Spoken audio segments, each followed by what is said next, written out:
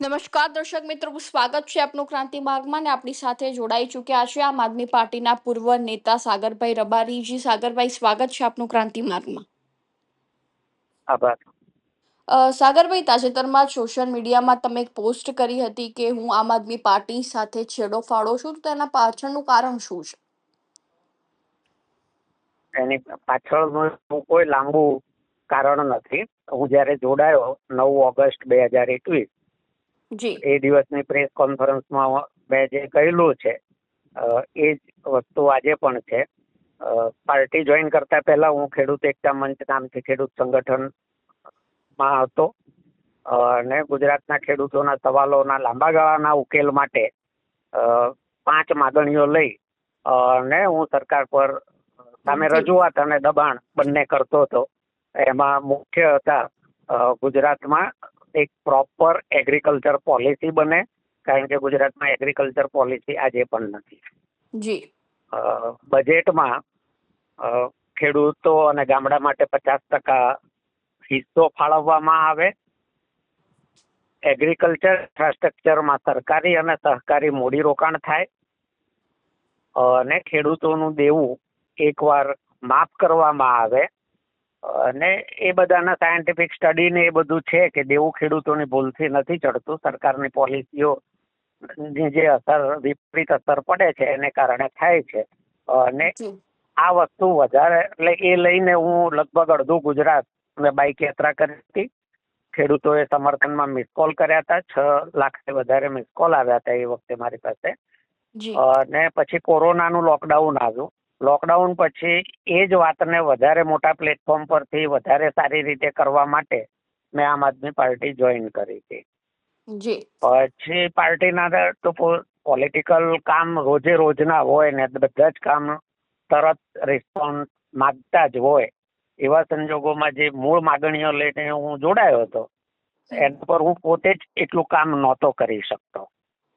એ ઉપરાંત 19-20ના પાક વીમાને લઈને PIL ગુજરાત હાઈકોર્ટમાં કરેલી 144/2020 એનો નંબર છે, તો એમાં પણ ધ્યાન નહોતું આપી શકાતું.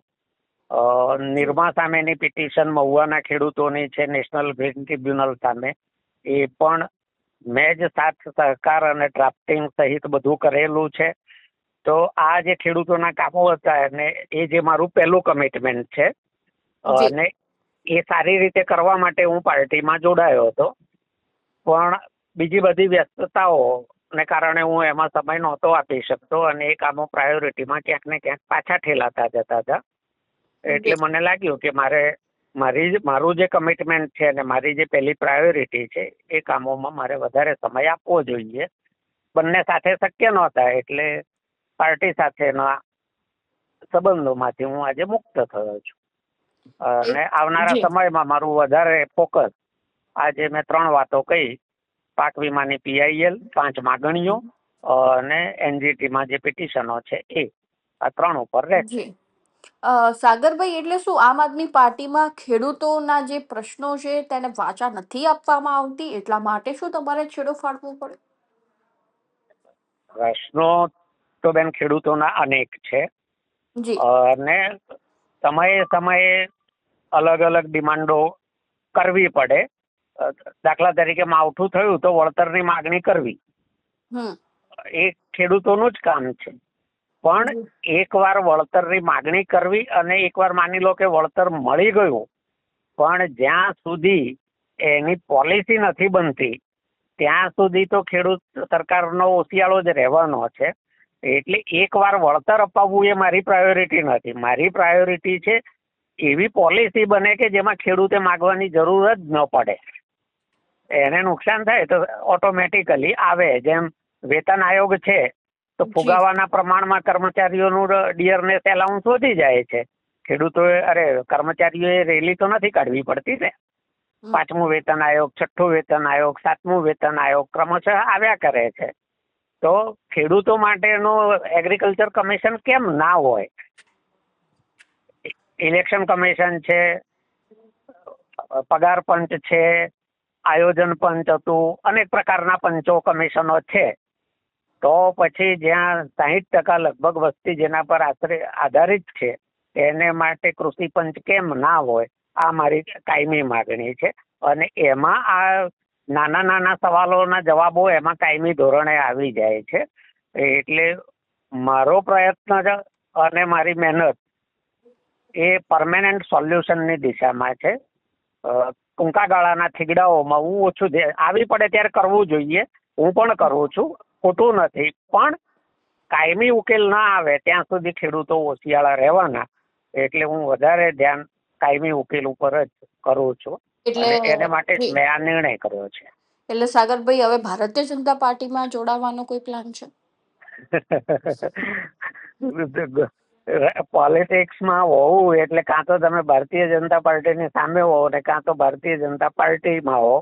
આ બે સિવાય ત્રીજું ન હોય એ બહુ સંકુચિત માનસિકતા છે. એટલે પાર્ટીની બહાર રહીને પણ પોલિટિકલ કામ થાય. ખેડૂતો માટે લડવું તો એ પોલિટિકલ જ છે. નોન પાર્ટી છે, નોન પોલિટિકલ નથી.